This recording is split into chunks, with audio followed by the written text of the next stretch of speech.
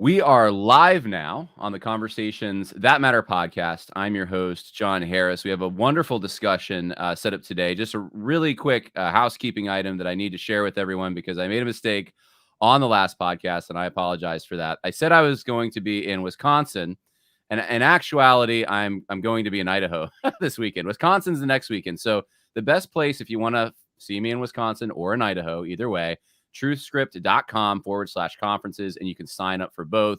This weekend's the Stand Firm conference, which is in Middleton. That's outside of Boise. So I look forward to seeing you there. Now that we got that out of the way, I want to introduce today the special guest who's never been on the podcast before, Jeremy Carl. Jeremy Carl is a fellow at the Claremont Institute. He was the Deputy Assistant Secretary of the Interior under President Trump. He worked at the Hoover Institute. And he's a really smart guy. I mean, he's got his BAs from Yale, his MPAs at Harvard. How does that work, actually, having a degree from Harvard and Yale? I mean, there's a rivalry there, but you're kind of on both sides. There is. I think it was President Kennedy who said at one Yale commencement in which he received an honorary degree that he had the best of both worlds, the Harvard education and a Yale degree. So, I think the rivalry is always there, but, it's all in good. I mean, as in a more serious vein, of course, these schools have a lot of problems right now, as you know, and those problems were certainly not absent even when I was there, but it's gotten much worse environment for that stuff. But it's a shame because there's still a lot of very bright students who were kind of leading astray. Yeah. Well, we're going to talk about some of those problems. I'm actually very excited to get into this and to take some questions for those who are entering the chat now.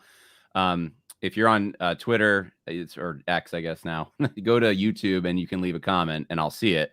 That's probably the best way. And I'll get your question to Jeremy. So you wrote this book. And if I can pull it up here, there it is, The Unprotected Class. And it comes out April 23rd, which is tomorrow, actually. So we are on the precipice of this being available for everyone. I think I mentioned to you that I've thumbed through a copy of this. I have not read it, though, in detail, but just looking at the chapter headings, it's very interesting. And it looks very controversial, too. So the subtitle for those listening is How Anti-White Racism is Tearing America Apart. And you have to make it even more controversial, I suppose. Kill all whites is it's not even spelled correctly. Right. Is underneath that. So I'll just let you kind of talk about why you wrote this, why the cover, it looks slightly provocative, perhaps. Sure. I don't know what pushback you've already gotten. I'm assuming there has been some, but someone who has your accolades, why would you do this to yourself? No, that's a great question, John. And I should say first about the cover. The cover I actually had nothing to do with, although I did ultimately just approve it. But there's lots of things, for those of you who publish books know this, that you fight about with your publisher, as you kind of go through the process. And I'm not a graphic design expert or whatever else, or even an expert on what sort of covers sell books. And they told me this was good. And I'm like, well, that's kind of provocative, but so is the book. It was a piece of graffiti saying "Kill all whites" from California that somebody had published, that somebody had done, a decade ago. Somebody had taken a picture of it.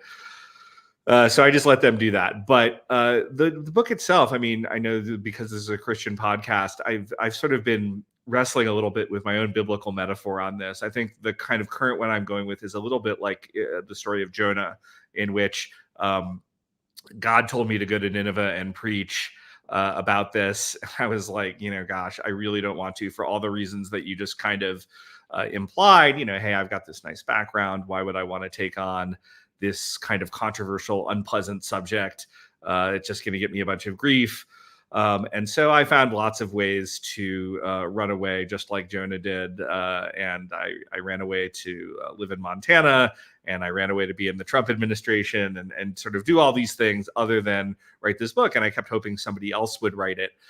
And then finally, God sent the metaphorical big fish out. It swallowed me. It spit me back up on the beach and said that, because I have written about these subjects before. And when I got in the Trump administration, those writings drew more attention than they had previously. And some of our enemies did not particularly care for them. And that was really kind of my sign that, I prayed about it, and God really wanted me to kind of write about this and let the chips fall where they may. And so that's what I did. That I decided to go to Nineveh and preach, and we'll hope that it works out well. I'm glad you wrote it, because I think what you just said is 100% true. People are very nervous. And it's funny how many private conversations I have where this gets brought up by many actually non-whites, Yeah, oh, absolutely. surprisingly, who are very concerned about what's happening. And, but everyone's kind of afraid to take this step. So you aren't. And so I want to get into a little bit about, what was the message? The illustration you just used. I mean, Jonah had a very specific, important message to give Yeah, Nineveh. You're going to be destroyed if you don't repent. So it sounds like right. what you're giving to us, this is important. Yeah.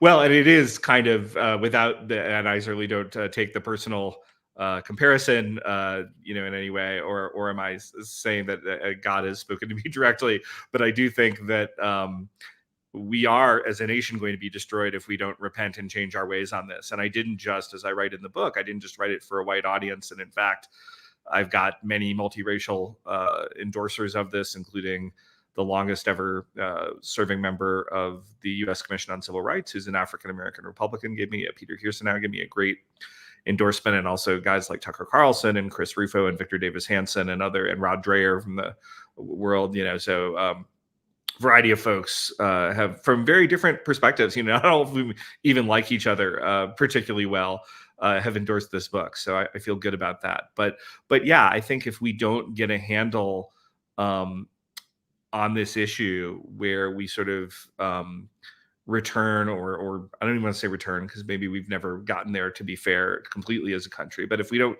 get to an area where we're not going to discriminate against people on the basis of their race, whether their race is white or black or something else, in an increasingly multiracial society, it's going to cause huge problems. And so that was really why I wrote the book. I felt it was compelled, that we were kind of potentially, a lot of nations are destroyed over this sort of issue.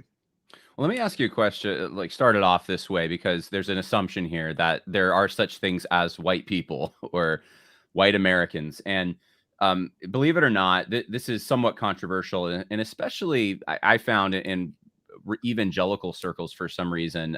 There's this idea that, there's one race. And I guess in a sense, we can all agree that that's true. God created Adam and Eve. And so Sure. as the story goes, we all come from them. And so there's this, I suppose, desire to get past that, to just say there's no differences. And Right. you're acknowledging, just in your title, actually, there is some kind of, so there's something going on that is marking a difference here, and it is significant enough to talk about. So, that's a weird, silly question, perhaps, for you to get this, especially the first question. But hey, do white people exist? What's a white person? No, I mean, it's actually not a silly question. It's a great question, and I think it's important. And one of the things I say in the book is, look, race has a biological element, but it also has a huge cultural element. Okay, I mean, because there is no true inherent, particularly when we talk about God, kind of idea of whiteness. I mean, the only race the Bible talks about is running the race, et cetera. So I think that's well taken. On the other hand, when you go back even to our initial debate over the U.S. naturalization law in 1790, which is the first time we kind of talk about who's going to be a citizen, it's understood that this is going to be kind of like white people of good character. I mean, it says this sort of explicitly. Now, obviously, this is not the sort of screen that we use now, but I simply mention it because it was understood to everybody at the time what white people included, and it included Jews, it included Christians, it included people from all sorts of different countries. Although at the time, of course, the U.S. was overwhelmingly of British origin. Now, of course, within that category of white, there were a million different disputes and differences and everything else, but it still had an understood social meaning at that time, and that's really the meaning that I've adopted in writing this book. Okay. So you're talking about, I've heard different names floated out there. Heritage Americans is one. And I don't know. I think people are trying to find a term that doesn't get them in Right. too much trouble. And it's Right. very hard. But Yeah. I think of George Washington's second inaugural, where he talks about all the commonalities Americans share despite their differences. One of those being a common lineage, basically. Like Right. we're all from the same island. And in general. And of course that's changed. And since we've had, I mean, you mentioned the first Immigration Act, I guess, but we've had several looks at this issue that have changed the demographics. Do you think this was inevitable, that we got to the point where the majority, the people who mostly initially were here, starting the United States and writing the founding documents, would eventually be not just diluted, but perhaps targeted because of our immigration policies? Or is there something else nefarious going on? Because some people will say that it's just postmodernism, or it's just Marxism, or they try to choose a villain. Yeah, I don't think it is inevitable, nor do I think it's a good thing. Now, you kind of alluded to this. We don't have perfect demographic information on U.S. citizens at the time of independence, but a good estimate that I saw, sort of by a reputable scholar, suggested it was about 85% British in terms of the citizen population at the time, 9% German, and then 6% everything else. So obviously we've changed a lot from that.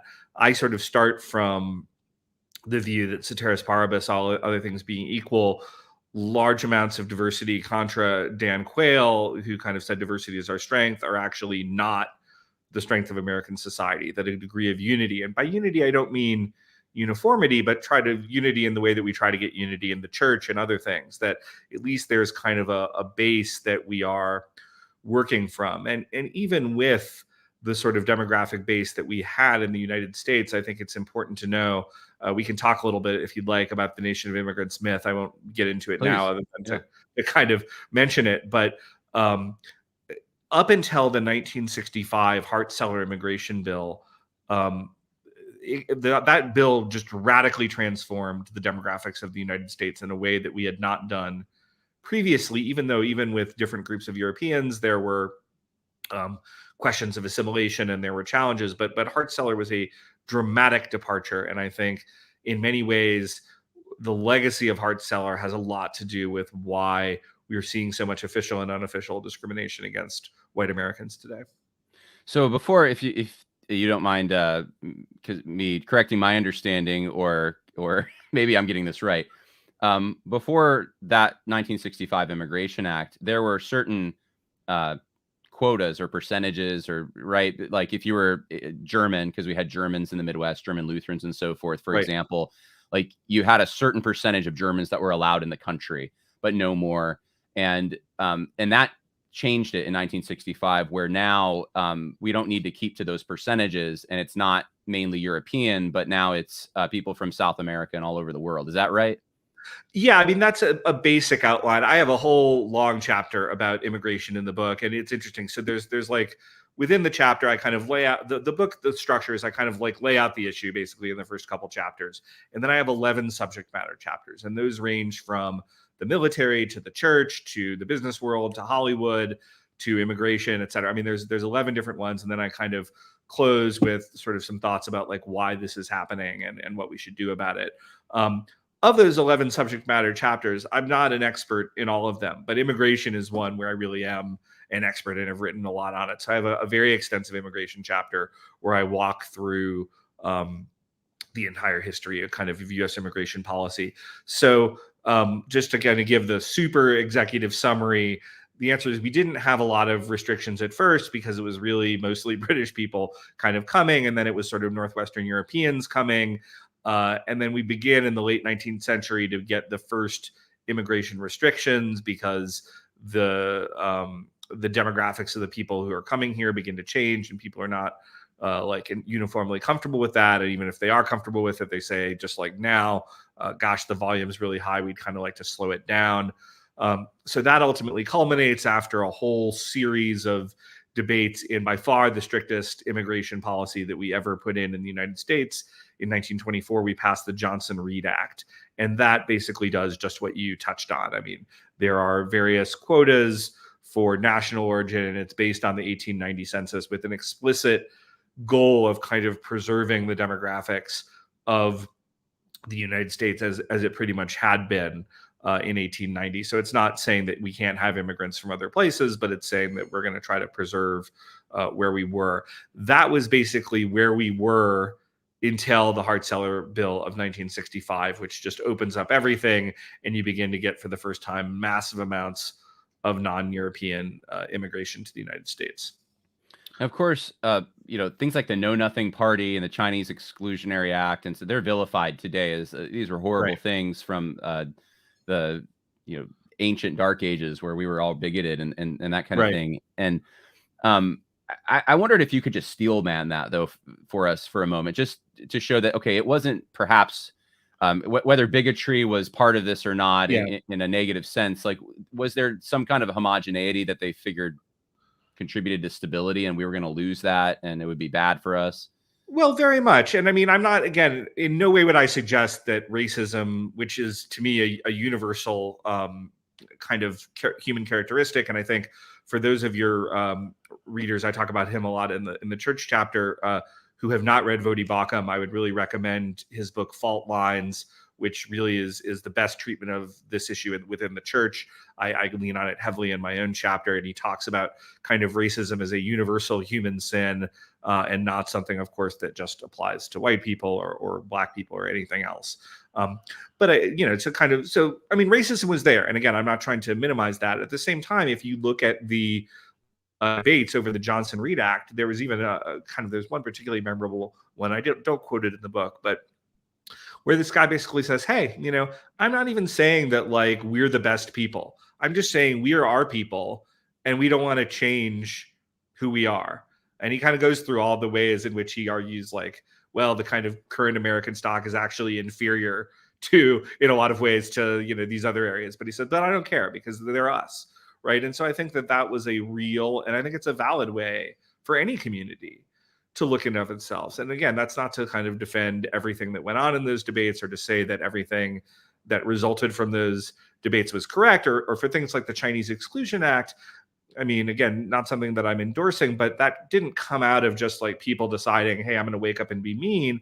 It wound up because American labor was being brutally undercut by a bunch of robber barons who wanted to bring in very, very inexpensive and whose lives were treated inexpensively Chinese migrant labor. And so, of course, people who were working in some of these dangerous blue collar jobs who had their wages undercut by that were not pleased by that. And I think this is, a totally valid and reasonable way for them to have looked at the world, even if we don't necessarily approve of kind of where that wound up or some of the racial rhetoric around it. I mean, again, these are sort of universal human problems. They're not kind of unique, horrible things about white people in America.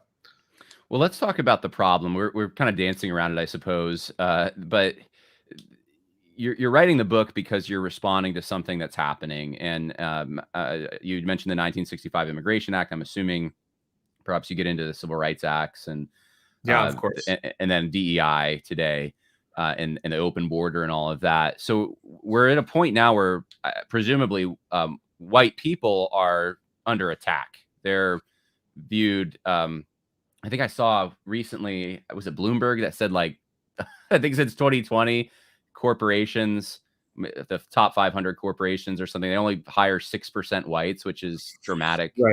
Right. So we're at this weird point, I suppose, and this seems to be a problem. I guess first, first, I guess we should say, why is that a problem? Why do you say that that's a problem? And then like, how did we in the last 50, 60 years get to this point? Sure. And I mean, you mentioned the Civil Rights Act, and I don't shy away from dealing with that. And it's actually funny. I was attacked over the weekend by the Biden campaign directly for this book, along with Charlie Kirk, who I was doing an interview with, who's also, of course, a strong Christian. And they were saying, oh, Charlie Kirk and implicitly me, because I'm talking with him, wants to repeal the Civil Rights Act, which is not even true. I mean, if you listen to the actual video that they're posting, I don't say any such thing, and I haven't. Now, I have said that I think the Civil Rights Act was something that was a blunt instrument. I don't see a need to kind of relitigate I mean, there are people, including my colleague Christopher Caldwell at Claremont, who's written a very good book and kind of does relitigate the Civil Rights Act a little more. I think you can look at the Civil Rights Act of 1964 and say, look, there were very serious problems around race in America at the time. That act addressed those problems. Again, maybe it was a blunt instrument, but I think there's a lot of ways that you could justify it. What I simply say is, look, a lot of water's passed under the bridge since. We are as far away from the when that act was passed as they were from the Wright brothers. And we have a totally different set of social conditions, social problems we're dealing with in this country. And we need to very dramatically rethink our civil rights acts to from a place where we're not worried about people getting served at lunch counters, but what we do have is a lot of things. And you actually just saw this. There's a case literally that came out yesterday of some like grocery store chain that was doing criminal background checks on its employees, because they basically didn't want to hire felons, not an unreasonable thing, and is now being sued by the Biden administration. And the Biden administration will likely win this under the current law, because this is what the law says, because that has a racially disparate impact. There'll be more African Americans and Hispanics because more of them by percentage are involved with criminal activity, although obviously not most. So more of them will be involved with crime. And so this is illegal under the civil rights law. That's the sort of stuff that I think we just need to be like changing. Okay. And we just need to fix these sorts of things. By the way, there's no imputation on the part of the Biden administration that this was done by, I think it's Sheets is the name of the company, if that makes sense. It's a big chain. That it was done for racially discriminatory reasons, or that they were trying to, secretly carve out, certain people, but it doesn't matter. So that's the type of stuff that is out there that I'm trying to deal with. I think Sheets is a gas station, if I'm not mistaken. Yeah, right? I think that's right. So they're being sued, and they'll probably lose. That's crazy. That's well, people who are listening right now, we're talking to Jeremy Carl about his latest book. And you can get it, actually, if you want to get it, you can go to Amazon.com. It's called The Unprotected Class: How Anti-White Racism is Tearing America Apart. And I'll take questions in the next few minutes. You can leave comments on YouTube. Okay, well, Jeremy, we're at a point now, I think, where since 2020, people have largely seen what DEI does and critical race theory and the Black Lives Matter movement, and they see the anti-white prejudice. In fact, I turn on my television to watch anything, and the commercials, I noticed this, I suppose, a few years ago, but it got annoying where, like, if it's a white guy, especially if it's a guy, right, always in the background, always the villain, always like, and never the good guy in a situation. And so I think, as I'm having kids, this is kind of where it gets real for me. It's like, I'm thinking, okay, my son or daughter is going to grow up in a world where this is the way it is for them. What do I do about that? And people are moving to other states, and they're trying to figure out a way to escape the consequences of this. What advice do you have for families in that situation where they're concerned? I mean, do you predict that this will fizzle out? Do you think that this will get worse? What's going to happen? Right. Well, a couple things. And, first of all, because you mentioned this TV issue, and I have 5 kids myself, so this is a very real issue. And I think it was one of the, I dedicated the book to my kids. I think it's one of the things that inevitably sort of sharpens your thinking about the stakes of these sorts of matters. Right. But, I will point out, there's actually, I talk about this in the Hollywood chapter. There's an entire Twitter feed called "White People Are Stupid in Commercials," I believe, and it's entirely dedicated to this thing, which is even a trope within the advertising industry of like the dumb white guy who like messes everything up, and then they're like saved by the enlightened minority. This is such it's a cliche at this point within advertising. So, like, well, what can we do about it? I think part of why I wrote this book is that.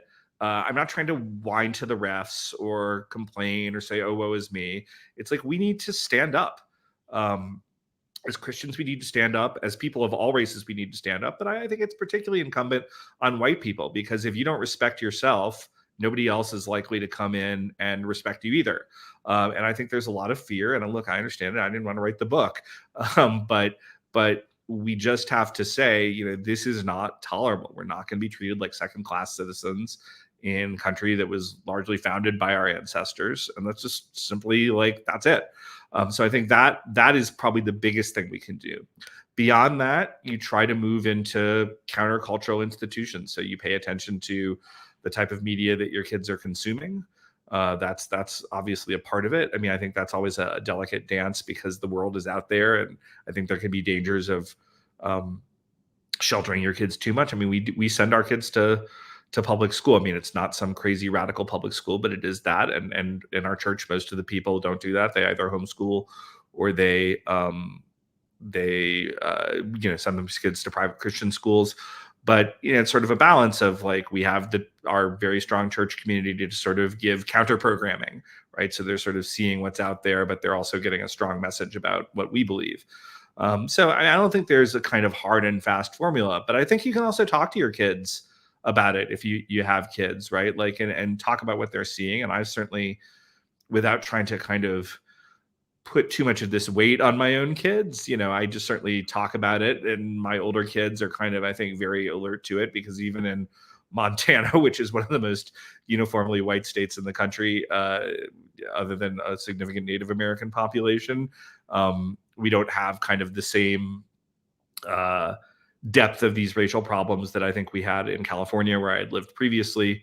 But these are issues everywhere, and there's no erasing them. There's no getting away from it. And so I think the fundamental first part of the solution has got to be to sort of stand up. That's at an individual level, and on a policy level, I've got lots of stuff in the book about things that we should be supporting. Yeah. And folks buy the book and read it, they'll get questions some of that. are coming in, and they'll continue to come in. Keep bringing those. One question for you, Jeremy, that I had: why don't the civil rights and anti-discrimination policies in universities, et cetera, why don't they apply to white people? Like, why aren't they supposed to be across the board, kind of equal, and apply to everyone equally? Yeah, well, actually, it's good, and I'm glad you said it, because technically they do. So the name, the unprotected class, comes. It's a little bit of a more nerdy name. I was originally going to call it "It's Okay to Be White." The editors actually loved it. It was too spicy for the sales team. They said, we cannot sell that book into Costco and Walmart, which I think is revealing in and of itself, right? Because there's nothing that should be it's okay to be Black, it's okay to be Asian. I mean, I absolutely believe all those things. It should be okay to be any race. But if you say it's okay to be white, that's seen as this very aggressive, racist statement. So I think that in and of itself kind of illustrates a lot about where we are right now as a society. But the unprotected class, what I did actually call it, is a term that comes from civil rights law. We have this idea of protected classes, and that can include everything from your sexual orientation to your sex to your disability status to whatever. But the biggest thing in that is race. And technically, white people are a protected class. And I'm sure that a lot of the critics of the book, on the left will be, like, why are you saying that? In reality, functionally, that's never been the case, or at least it hasn't been the case in decades. And you can point to some isolated cases, and I mentioned them in the book, where this has happened. But really, white people have not traditionally fallen under this. And there are groups like America First Legal, which is Stephen Miller's shop. Stephen Miller was the head of domestic policy under Trump, has started out, and he's actually beginning now, and as are other groups, Harmeet Dillon and her from the RNC, people who are beginning to actually litigate on behalf of white people who are being just completely, obviously, illegally discriminated against. But the reality is, this sort of illegal discrimination has been going on in plain sight for decades now, and people have not really raised their voices or done legal challenges to nearly the extent that we need to. Yeah. Do you remember there? I mean, you were probably, I don't know, would you be alive? I think you were alive for it. I wasn't, I don't believe, but in North Carolina, I think it was Jesse Helms, the Hands ad. Yeah. Like, well, it's funny. I grew up in North Carolina when that ad ran. Okay. I was born in 1972. I think that was the 1984 Senate race he did against Jim Hunt. It was Harvey Gantt. So it would have been 88 or something. And that's now looked at, as one of like the racist ads in American politics and catering to our inner demons and so forth. But you look at the ad, and I don't know the background. I wasn't around for it exactly, but it just seems like it's an obvious kind of reaction to what some of this affirmative action policies, what they were doing. And and now that's viewed as like, it's just weird to me. Like it's like, because what he seemed to be implying is that we should have a level playing field when it comes to the workplace. like a Right. meritocracy, and that's viewed as white supremacy now. And it's Right. like you're going to be viewed by some as a white supremacist just for Right. saying that we should have we shouldn't discriminate against whites in these Sure. ways. Oh, absolutely. Um, And I mean, I'm sorry, go ahead. no, go ahead. Yeah, I mean, I think the reality is, if I'm not being attacked by the Biden campaign, if I'm not, getting all those attacks, you're not really making a difference at the end of the day. Like, if the regime is not turning its fire on you to a certain degree, and obviously we all have different profiles, and there's plenty of people who are higher profile than me, and vice versa. But like, if they're not kind of calling you names and really going after you, ask yourself how effective you're being. The sort of white hands ad that you're talking about, for those of your listeners who are younger, was an ad that Jesse Helms ran in his Senate campaign against Harvey Gantt, who's the Democrat in North Carolina in maybe it was 1990 Senate race, and it sort of showed this white guy losing a job because it went to a minority under affirmative action. And of course, the left has done everything they could to demonize this because, you know what? It was effective and true. It's just like the left has tried to do the same thing on the so-called Willie Horton ad that President George H.W. Bush ran, which was an ad that the left absolutely screamed about, where Michael Dukakis, who'd been running against George H.W. Bush for president, had furloughed, meaning like let out of prison, on kind of weekend passes, this violent murderer, Willie Horton, who happened to be African American.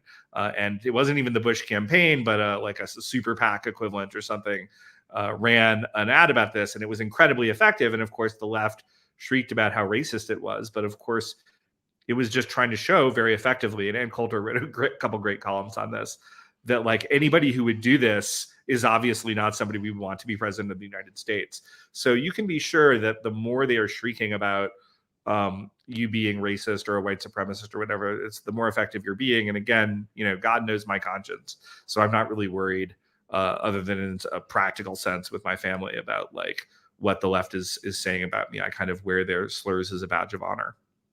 Well, there's some questions coming in. I want to let people ask these. So the first one is from Sabaton 288. Why do people separate the religious component from what a nation even is? Much of the problem with immigrants isn't biological, but cultural, and cultural is just religion externalized.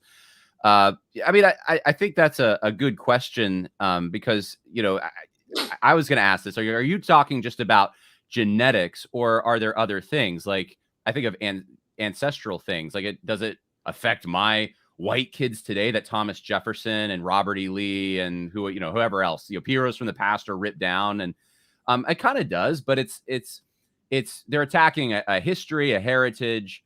They're attacking religion, Christianity, especially. Yeah. Are these things all tied in? How close are they related? That kind of thing.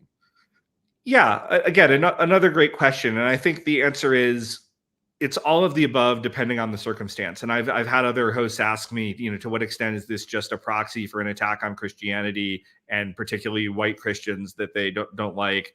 And I think sometimes it is, but sometimes it's not. But sometimes it is. But a lot of what you're seeing with all these statues coming down, and again, I write a lot about this in the book, which of course started with Confederate statues, but quickly moved to Thomas Jefferson and even Abraham Lincoln and George Washington and Christopher Columbus, where I am. Yeah. Columbus, right? Yeah, I mean, just like totally predictable. Like those of us who kind of knew where this was going to go, you always start with the least sympathetic target. That's how you do it, right? And then you move on. Once they've conceded the principle, then you just start asking for more and more. So you don't concede on an incorrect principle. But yeah, very much. And by the way, some of this is totally understandable. It's not even malevolent, right? You come in, you're from a totally different culture or ethnic or whatever background, and you're coming into this country, and this is a universal thing. It doesn't even apply to the US. Doesn't mean people are doing it or badly, and you're like, my story isn't here. The early heroes of this country are not my people, or this is not. I'm not saying everybody thinks this way, but it's a natural human tendency to think that way. So what I'm going to do is I'm going to denigrate them and say, they were really bad. They were white supremacists. They were racist. And I'm going to recast a new history of America in which, kind of my forebears can have a better starring role. And so you see that. And again, it's a natural human instinct Fortunately, not universal, but that a lot of people are going to think that way. And it's one of the reasons why excessive diversity is such a problem for any society. Which is not to say we can't have any diversity, but like the level to which we've cranked it up, I think is a problem for any society. Michael has a question. He asks, "What do you do with whites who also seek to erase their own heritage?" Yeah. Again, great question, Michael. I think my follow-up book to this is going to look particularly at the problem of leftist whites, because they are, while I'm not trying to absolve or take away the agency of a lot of minority political leaders who have not necessarily behaved so well in this context, the reality is that arguably the most powerful group that has pushed this is leftist whites. They just are. And there's kind of a long and fascinating history that you could talk about and, question the origins of like why this happened. But I think we can see it really clearly in the survey data. And in fact, there's been some really good, interesting recent survey data, again, not by advocates, but just sort of like general social science surveys where they take questions. And if you look, people tend to have what's called an in-group preference. So if you look, regardless of ideology, African Americans have a preference for African Americans, Asian Americans, and this is true, again, regardless. And as long as that preference is not out of control to the point that you're really hating other groups, this is not some huge problem. This is a universal in human culture, just like you prefer your parents and your family to the guys down the road. I mean, this is not a problem. The one exception to this is liberal and leftist whites. I'm not even aware of any precedent for this in any country in the world. Liberal and leftist whites have an active outgroup preference. They dislike white people. They think they're more criminal, they're stupider. You kind of name down the board. And this is just really, really bizarre and sociopathic behavior. And again, we can talk about why, and I could offer some speculative ideas, but your questioner has asked, well, what should we do about it? And I think you just have to really get in their face and say, you know what, you don't speak for us. What you're doing is wrong. It's immoral. You're not allowed to kind of bring yourself up and make yourself look more noble by tearing down perfectly decent other people and accusing them of being racist or terrible in lots of ways. And you just need to call them out, and have self-respect. Yeah, and you went to Harvard and Yale, so you were in the Northeast. I don't know how long you lived in the Northeast, but Yeah, I'm sure you noticed the difference between the Northeast and North Carolina. sure. And I lived in North Carolina, I lived in Virginia for a bit, and I noticed even the way history is treated is different. I think of like Elizabeth Warren with really grasping to try to find that Native ancestry that Right. she could, I guess use politically, but also have something to be proud of somewhat. There Right. seems to be like a separation in the Northeast between history and who we are now. Like they really are, when they look at history, it's like this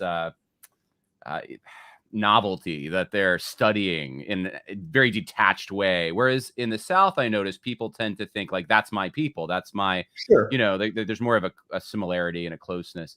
And I've wondered, I think that is kind of the same thing you're describing, or at least it goes along with it, where I don't understand it myself. Like I don't get it. And so I would be happy. I know we got other questions, but I would be happy to hear you say an explanation on why that might be, because it's the weirdest thing to me. Yeah, it's interesting. And you certainly do see this in the South, where there's a deeper attachment to heritage that probably has something to do with the very visible and painful loss for Southerners of the Civil War. And again, not doing that to claim the Confederate cause, but that's just the reality, is that these people's ancestors, if they were white, they were defeated, and they had their property in many cases of all types destroyed, and it was obviously very psychologically painful and incident for the entire country, North and South. But I think the losers inevitably felt that more. But there's, I think, probably always just been a more traditional element within the South, and I think various political scientists have written about the sort of greater traditionality of Southern society and the greater continuities that exist. And it's honestly something that has positives and negatives, because I think the sort of lost cause mythology of the Civil War and the excessive kind of dwelling on things like that was never the best thing for kind of us moving forward as a unified nation. And you began to see that in the early 20th century with a lot of these New South kind of proponents in North Carolina, among other places, and also in places like Atlanta, who kind of wanted to move beyond some of those sorts of wounds that had, Lincoln talked about binding up the nation's wounds, right? I think, which was very, very relevant. So I think, again, I don't know that it's better or worse. It's just, it is a feature of Southern life, with positives and negatives, and it's one that we have to reckon with when we look at the South as a area of the country. Well, I was asking more about the Northeast. That was the weird part Oh, to me. The absence. The absence. Yeah. I mean, again, I think maybe to some degree greater immigration, certainly, just more cultural liberalism, and there's certainly, although there are people who, and I think this is actually a sophisticated argument that has a lot to it, who would argue that a lot of wokeness has its origins in the extreme liberal Protestantism that kind of flowed out of the kind of Unitarianism of the early 19th century preachers at Harvard, right? After Harvard had been totally lost to religious orthodoxy, that you can actually see in wokeness the kind of extreme end of a certain type of very liberal Protestantism. And certainly you see that in the mainline church. Again, I talk about the mainline church in my book. And so I think that probably that is some of it. I don't think that's all of it, but it's an interesting element of it.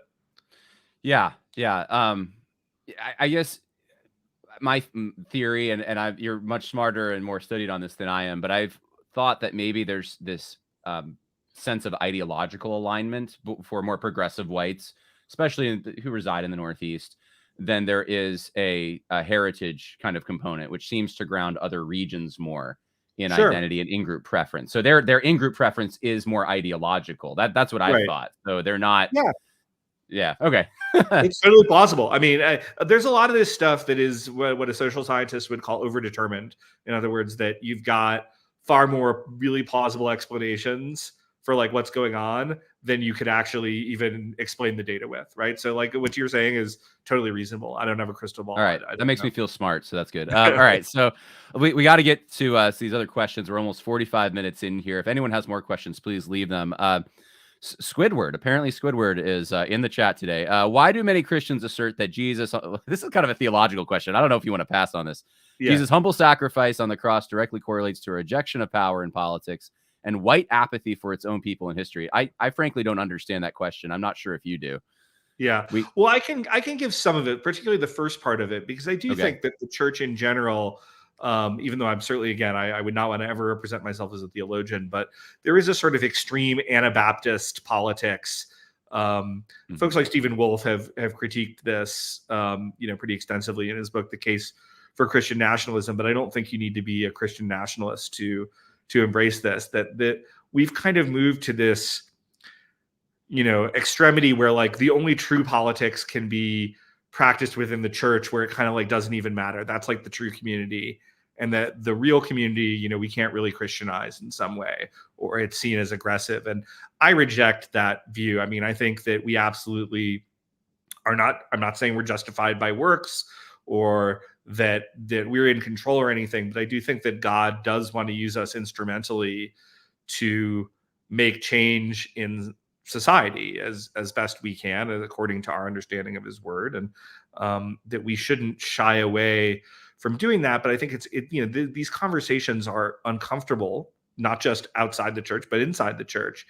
And often it's a lot better to sort of abase yourself. I mean, it feels better, or to not challenge. I even see this in my own church. My own church is a very theologically orthodox church, but not one that the pastors like to involve themselves in politics. And they don't, to be fair, they don't do that on either side. There's no wokeness in my church either. So, that's like acceptable. But, it's sometimes I think it's really good if we lead a little more with our views and understand that, as Christians would have historically always done, that Christianity does have a bearing on our politics, and we shouldn't run away from that. Good word. Michael asks, what advice does Jeremy have for a white Christian who works at a job where anti-white policies are the norm, from promotions to hiring policies? Yeah, great. And again, a good question. And we were talking before the show about New Founding, which is a great group of that's led by some strong Christians that I know. That I mean, this is not the kind of universal solution for everybody, but I would encourage folks to check it out. It's a an organization for kind of talented people who might be in an organization that's not particularly aligned to find matching with aligned businesses, and I mean they keep that vague because they're not trying to get into religious or other types of discrimination. But I think, if you're looking for a non-woke business, at least let's put it this way, like that would be good. Beyond that, I think there's a few things you can do. You can know your rights, right? Like there is a lot of stuff that these corporations are doing that is just not legal. And when they're challenged on it, they'll actually fold. Now, again, that involves getting involved with HR to a degree. And I understand, again, particularly for white people, why you may want to, you're wary of that. But sometimes, you can make a big difference, not just for yourself, but for everybody by challenging it. And then I think, the other way is to just talk to your coworkers. If there's legal action that you do need to take, to not be scared to take it. Because if you have actual evidence of discrimination by race, it is not legal. I mean, we've just accepted it. We're sort of so spiritually beaten right now as a group that we've kind of accepted that this is the way things are, but actually it's not. This is not the law. The law does not say that they can discriminate against you for being white, and certainly not for being Christian either. Although, of course, we're now contesting, what that means in terms of certain views on sexuality and gender, et cetera. But you do have rights, and you should not be shy about vindicating them. One more question, and if anyone has another one, better get it in now. How much of this is judgment of God for forsaking our fathers, despising our heritage? Well, that's another theological question there, I guess. Yeah, well, I will happily say I don't know on that one, because I definitely do not. God is not talking to me like he talked to Jonah or anybody else. But again, I mean, is it plausible? Absolutely. I mean, I think we as a nation will be judged. We as people are judged. The U.S. is not. I am not one of these people, even though I think the city on the hill stuff is all very interesting. I don't think that God has a special love for America that he doesn't have for our other human beings. And certainly, I think the way in which we've failed to stand up for ourselves, stand up for our heritage and history, is in a graceful, non-aggressive, way that doesn't denigrate others, but just says that we respect ourselves and our rights. It's worthy of judgment, because it's not honoring our past. And so if God were judging it, I couldn't, I certainly would not tell God in this or any other situation that he would be wrong to do so. Yeah, it's a scary thought, to be honest. But yeah, I'm in the same boat, and I've wondered that myself. But I don't have like a word from God directly that this is why things are happening the way they are. Yeah. Tim Miller for 199 says, thanks for doing what you do, John and Jeremy. Thank you, Tim. Well, I'm going to let you go, I think, because I know you're a busy guy. You have a book coming out tomorrow, and I want people to go buy that book. Oh, I had it up. I don't know where it went. Thank you. Here it is. The Unprotected Class. It's on Amazon.